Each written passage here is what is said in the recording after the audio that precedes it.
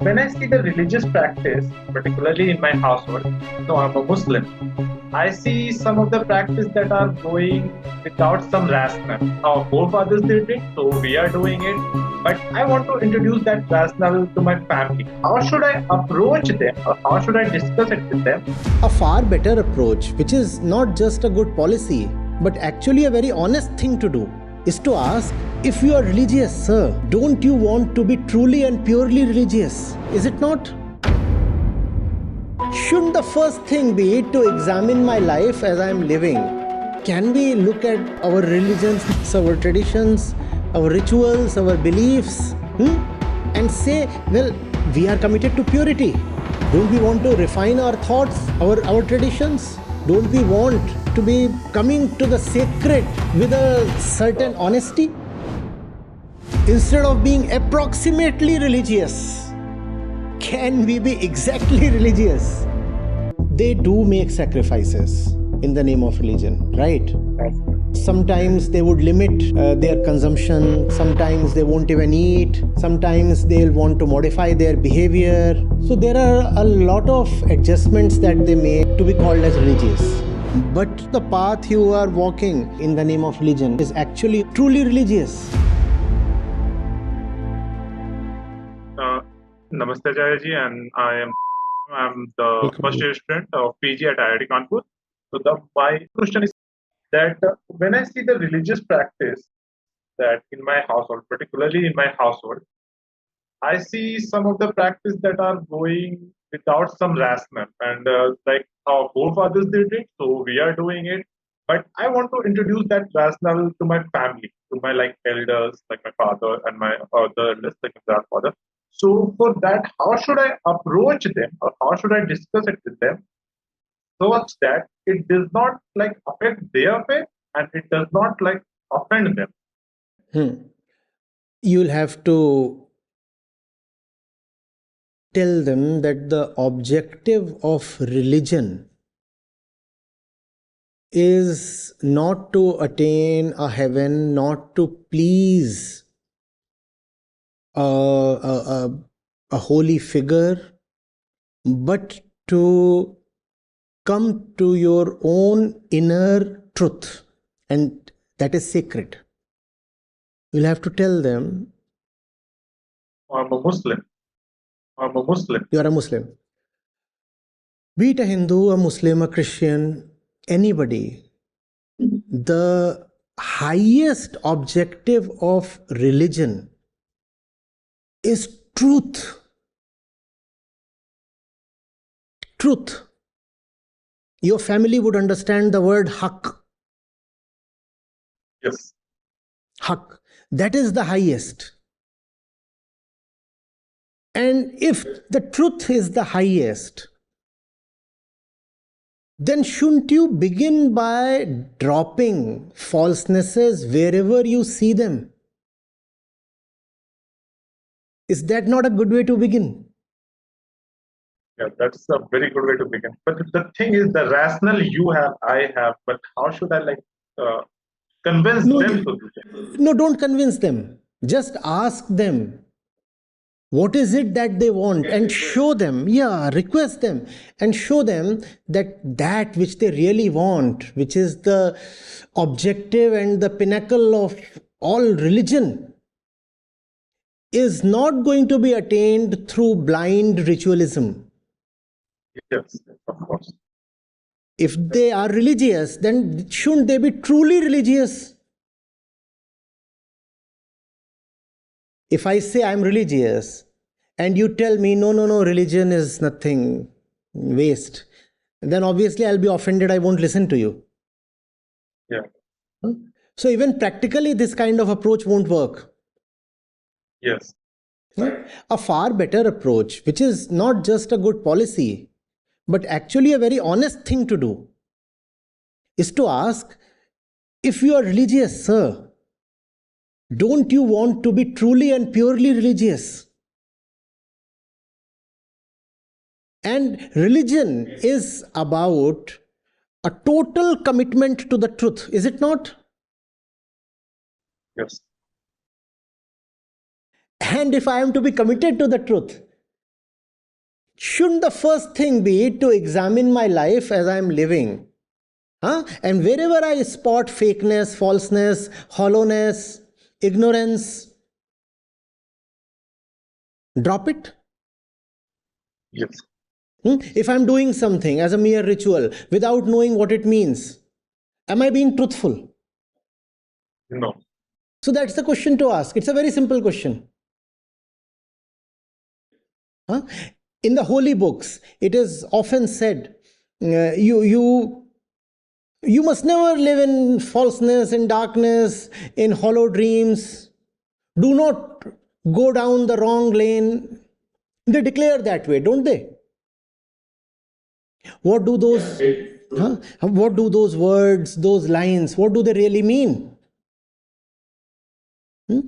See things as they are. That's what they mean. Do not be captivated by mere appearances. Do not live on hearsay. And tradition is not necessarily truth. Just because people have been doing something since years or since centuries, that does not become the truth. So can we look at our religions, our traditions, our rituals, our beliefs, and say, well, we are committed to purity. Don't we want to refine our thoughts, our traditions? Don't we want to be coming to the sacred with a certain honesty? Isn't there pretense in a lot of things that we do in the name of religion? And that's a question that you should not answer. That's a question that they should answer. Yes. Because you see, it's a very personal thing, right? It's about reaching your own inner truth. You cannot bulldoze somebody, you cannot force yourself on somebody, you cannot drag somebody to liberation. Yeah, that's often I found, like whenever I try to tell them something or try to explain them something, I get stuck at some point. They say the faith comes overboard. That is the thing that where I get stuck, and I cannot go ahead without offending them or offending their religion. I have learned it the hard way, and you must benefit from my experience, that offense is not necessarily the best way. Don't do that. Don't try that. That should be your last resort, you see. Not that you are totally discounted, but that should be used only when nothing else works. You see, I am a religious person, right? In my own mind, in my own belief, I am doing the right thing. I think I am pleasing my Lord, right? If I do these things, then the Lord will be happy. That is how most religious persons would describe their actions, right? If I do all these things, then the Master, the Lord, he'll be happy. Your question must be, have you actually understood what the truth is? If you want to be religious, are you sure the path you are walking is truly religious? Yes, you want to be a good person. That's what we often say. Religious people are good people, right? They at least the religious ones like to say that. But are you sure? They consider themselves that way. Yes. But can we be sure that the path you are walking in the name of religion is actually of goodness? And even if you are walking down the right path, can we somehow increase the pace? Maybe you're going in the right direction. Yes, the direction is almost right. But can we choose the smarter lane? Instead of being approximately religious, can we be exactly religious? You can't tell them that what you're doing in the name of religion is actually the opposite of religion, which often is the truth, by the way. But if you put it that way, their listening would simply stop at that point. Don't do that. A religious person, there are some things that you ought to respect about them. They do make sacrifices in the name of religion, right? Sometimes they would limit their consumption, sometimes they won't even eat, sometimes they'll want to modify their behavior. So there are a lot of adjustments that they make, a lot of prices that they pay to be called as religious. And let's respect their sentiment. In their own mind, they are trying to do the right thing. Just that they do not really know that what they are doing in the name of rightness or righteousness is not really the right thing. So don't tell them I have come to break you. Tell them I have come to improve you. And that's also true. That's also the honest thing to tell them. You don't want to break them, right? You want to help them improve. Yeah. Often going closer to the scripture also helps. Because a lot of religious people, in fact, not lot, an overwhelming majority of religious people have never by themselves studied the scripture. Yeah, that's one thing I often find, that they just follow someone, like some guy who knows the scriptures. They follow them. They don't actually try to understand what it is written in it. Yes. So I often find once recent thing happened to me, that I was telling my friend that if you read this thing, that this scripture, religious scripture, it will have different meaning for. Repeat. Your last sentence got totally broken. Recently, I have had an experience with a friend. So I tell him that I am reading this scripture to understand something which can have different meaning. A single sentence can have different meaning in the scripture. Like, to understand it, I have to do it myself. I cannot just follow someone else's work or someone else what they have understood. So he said that no, I believe in them. I believe in them. They have more knowledge than me. They have more experience than me. So I follow them. I can follow them. So how should I convince them that you yourself should do it? It will benefit you more, or it is he is right and I am wrong. See, all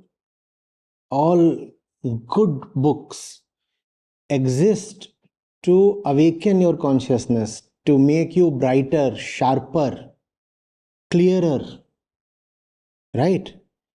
And if you are to constantly stay someone who needs some kind of a middleman to approach the scripture, then it doesn't behove the purpose of the scripture. In the beginning, yes, a few years maybe, you can have someone who interprets it for you. But if that person, I refer to as middleman, you can call that person as a teacher, a guru, somebody, a Maulvi. If that person is actually doing his task properly, then after a point, you should be able to relate to the scripture on your own. Otherwise, the entire process has failed, has it not? Yes, it's Because the whole purpose of scripture is to help you stand on your own and live life independently, and to have a very, very personal and intimate relationship with the truth. When it comes to you and the truth, do you want somebody in between? No, right? So yes, initially you can depend on an interpretation or someone who is doing the teaching thing for you. Maybe yes, but you must also keep asking yourself, am I growing within or not? Am I developing a personal relationship with the book or not? can I see the words in clearer light by myself or not? Also, have I become sharp enough to see a meaning beyond the traditional one? If not at all places, then at least at a few places. If that is happening, then it's a healthy relationship between the individual and the scripture. Whereas if the person is just depending on belief, this is the common interpretation doing the rounds. So I too have bought it. If that is your position, then there is a great problem.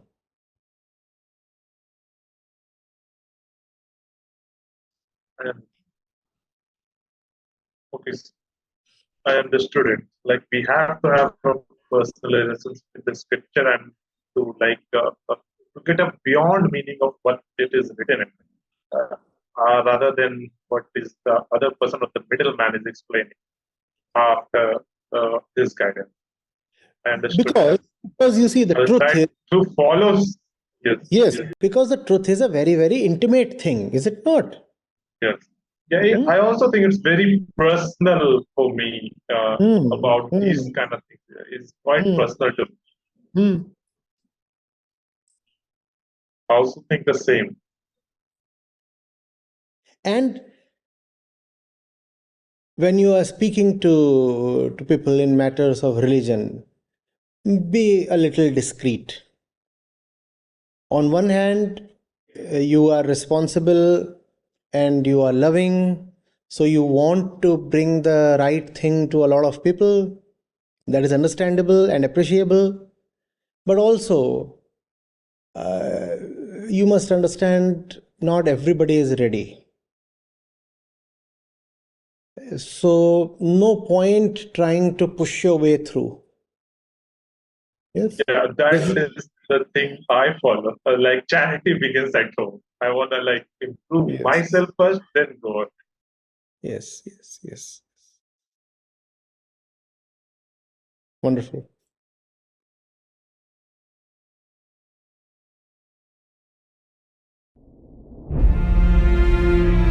Hello everyone, my name is Vivek. So I have been associated with Foundation since last 3 years, and that is a continuous involvement and a continuous journey of having more clarity, becoming fearless. The main thing which I see, what I have learned is not to base my identity on the world and the situations outside. So I have become more centered, more anchored, and more clear in my decisions. Also, I was able to guide my daughter. She's pursuing a psychology master's in Nottingham University.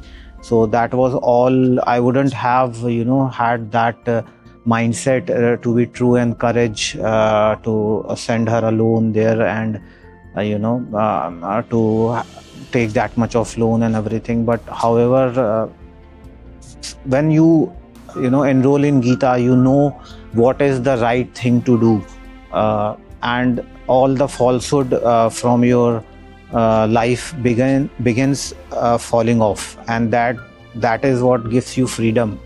I have been a non-vegetarian for 40 years, and as soon as I started listening to Acharya ji, I was able to do away with the non-veg food, and then also I became a vegan. That has given me a healthy weight loss, and I have become more energetic. These are all the physical aspects, and the internal aspects are more important.